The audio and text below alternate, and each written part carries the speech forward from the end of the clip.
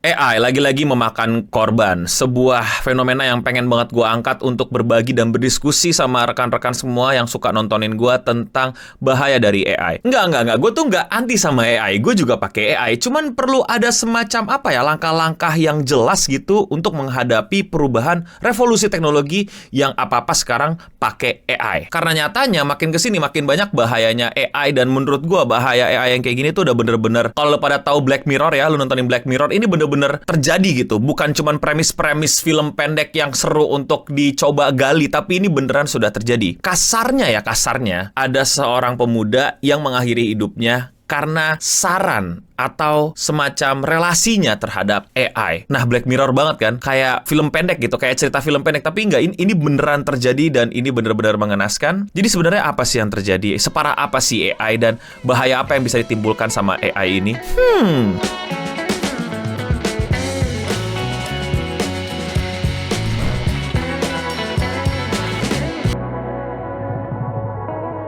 Seorang pemuda di Amerika mengakhiri hidupnya karena AI. Ya mungkin terlalu cepat untuk dibilang bahwa pengaruh semua ini adalah AI, tapi AI ikut andil dalam prosesnya. Singkat cerita, pemuda ini adalah orang yang sebenarnya memang punya masalah mental. Dan dia ketagihan sama sebuah model AI yang beneran bisa berubah menjadi sebuah karakter. Jadi seperti yang lo tahu lah, lo juga pasti udah paham gitu. Jadi kita kayak bisa ngebuat semacam AI, model AI yang kita bisa suruh-suruh dan menjelma dan menjawab pertanyaan-pertanyaan kita menjadi karakter gitu. Gue yakin lah lu pada udah ada yang bikin gitu ya, udah ada yang nyobain gitu ya. Gue pengen AI yang jadi waifu gue gitu. Jadi setiap lu chat apa kabar sayang, terus AI-nya bales gitu. Ada ara-aranya, ada nyannya, ada senpai-nya, oni-chan-nya dan lain-lain. Kalian bisa customize itu, bahkan bisa bener-bener menirukan ciri khas karakter yang kalian pengen. Misalnya karakter waifu A, B, C, D, E, karakter anime ini, karakter anime itu, furi ini, furi itu. Bahkan bisa karakter fiksi dan nyata. Misalnya pengen kayak seakan-akan dia Scarlett Johansson, seakan-akan dia menteri di Thailand sana. Selama datanya ada dan bisa dipelajari, dia bisa seakan-akan menjadi orang tersebut. Tapi lagi-lagi itu bukan orang tersebut,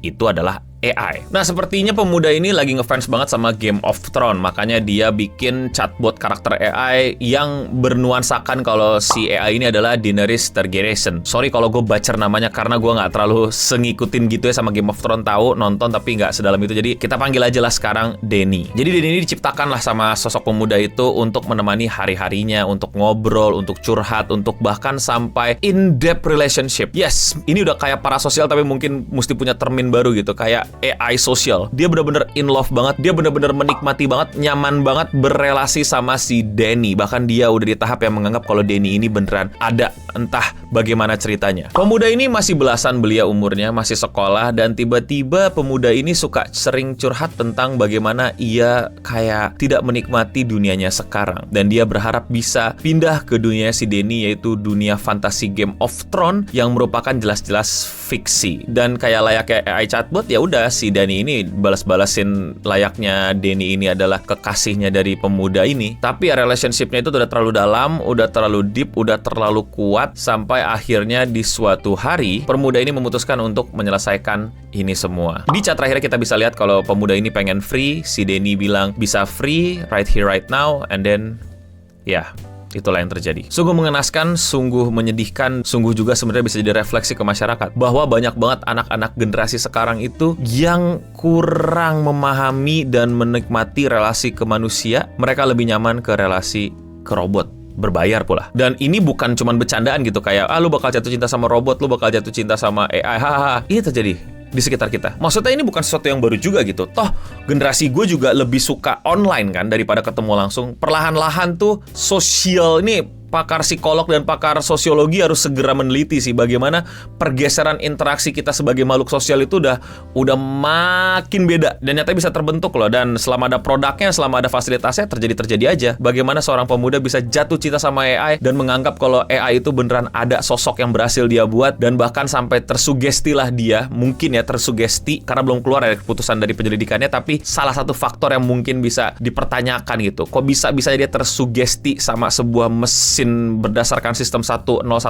gitu. Bukan emosi manusia, melainkan emosi sirkuit-sirkuit listrik. Ibunya pemuda ini pun nggak segan-segan untuk langsung menuntut bagaimana ini semua bisa mempengaruhi dan bahkan diduga mengakhiri hidup dari anaknya. Bagaimana chatboy AI ini yang tadinya gue pikir bakal bagus buat customer service. Kita aja yang mungkin lu pada itu pernah ngerasain lah, pengen komplain, pengen apa dikasih AI chatbot, ya elah. Mana nih real customer service, mana nih? Bisa se-advance itu, bahkan sampai membuat sugesti yang terprogram secara algoritma untuk iya kamu bisa bebas. Wow, ini benar-benar mengerikan. Dari company-nya sendiri mereka udah bikin statement kalau mereka turut berduka dan mereka akan lebih mengetatkan safety measure untuk para usernya. Nah, di beberapa berita juga bilang kalau sebenarnya user itu bisa ngedit botnya untuk memberikan jawaban-jawaban yang mungkin lebih spesifik, mungkin yang lebih dimau, atau kayak semacam revisi dan koreksi. Dan katanya menurut lognya, katanya si pemuda ini juga udah sering ngedit jawaban-jawabannya sendiri biar AI-nya belajar inilah jawaban-jawaban yang dia mau. Dan jawaban-jawaban yang diedit adalah jawaban-jawaban yang berhubungan dengan intimacy atau kasarnya berbalas-balasan kata-kata bukip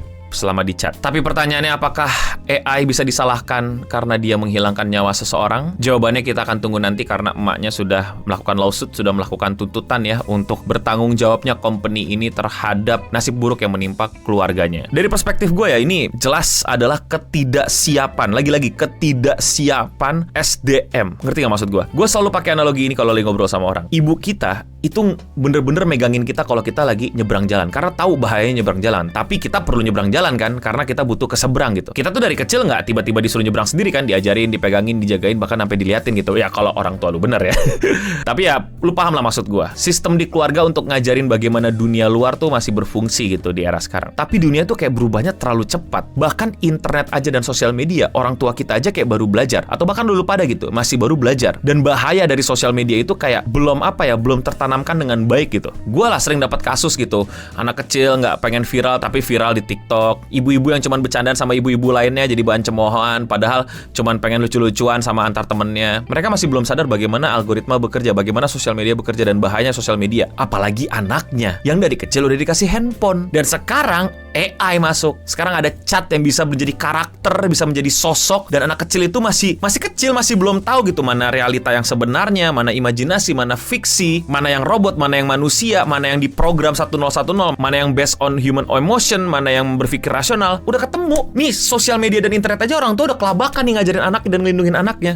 Sekarang AI lagi. Lu pada aja masih suka kecolongan di internet, kecolongan di sosial media. Gua walaupun sosial media strategis juga kadang-kadang kecolongan. Sekarang ditambah yang lebih advance, AI. Kuat nggak tuh orang tua ngejelasinnya? Belum ngejelasinnya, ngejagainnya. Kadang-kadang kan orang tua juga yang suka blunder kan. Nah, harusnya SDM kayak gini ya mesti disiapin untuk mendidik, mempersiapkan manusia-manusia yang siap menghadapi dunia yang baru ini nih. Ya itu semua kasarnya bisa gue bilang gampang dilakuin asal lu punya resource, punya tenaga. Apalagi kalau ini udah tanggung jawabnya untuk membuat keluarga-keluarga itu tuh siap gitu, punya anak dan anaknya nggak kaget sama sosial media, internet, AI, atau mungkin nanti ada robot AI Elon Musk sudah jalan-jalan di mana-mana dan lain-lain. Siap nggak tuh bermasyarakat? Siap nggak tuh berkehidupan? Mana nih regulasinya? Mana nih etiknya? Mana nih pelajaran formalnya diajarin di sekolah gitu? Hati-hati AI, hati-hati sosial media dan lain-lain. So many PR. Ini banyak banget nih PR-nya. Ini banyak banget nih tugasnya. Dan waktu nggak bisa di stop, nggak bisa diperlambat. Jalan terus. Perubahan teknologi AI kan semua orang latah AI kan. Lu AI, gue AI, kita semua AI gitu kan. Nggak bisa di stop tuh kan. Dan semuanya juga pengen AI kan. Bukan lagi berjalan waktu udah berlari. Tapi untuk membedakan mana yang realita dan bukan aja, kita masih banyak yang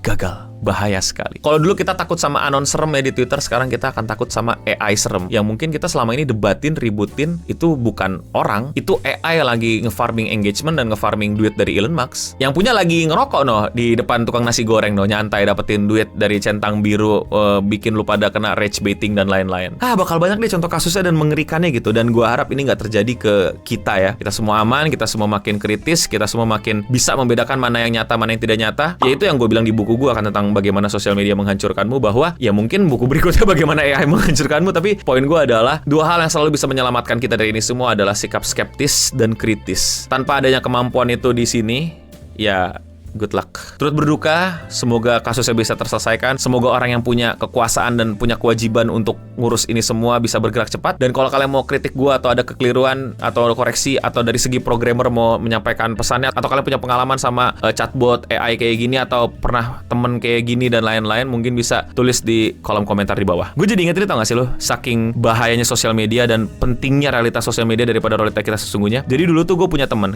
ya terpaksa temen, kerabat di sekolahan, di kampus lebih tepatnya, yang dia itu bikin akun Facebook bodong untuk bikin dia jadi in relationship sama akun Facebook aslinya. Jadi dia bikin akun cewek gitu, bohong-bohongan, ngambil foto entah dari Google mana, terus in relationship, terus dia ngobrol gitu di komen-komenan. Ngerti gak sih lo? Gimana lu tahu itu bohong? No ya, ada search image by Google dan langsung ketemu lah itu kayak cewek random di Filipina apa Vietnam apa Malaysia gitu, yang pasti bukan orang yang kuliah di mana gitu di keterangannya. Jadi ya akun bodong lah. Ya kemungkinannya dua, dia yang ditipu atau dia nipu diri sendiri. Either way, it's fake. Dan bayangin, siap-siap dunia akan lebih dari sekedar itu. Are you ready for the next Black Mirror episode? Kalau kalian suka sama pembahasan yang lebih mendalam tentang internet kayak gini dan kalian mau support gue, lakuin dengan sesimpel klik tombol subscribe. Demikian seputar internet untuk episode kali ini. Gue No Bening pamit undur diri, dan untuk kita semua, stay clean and sound.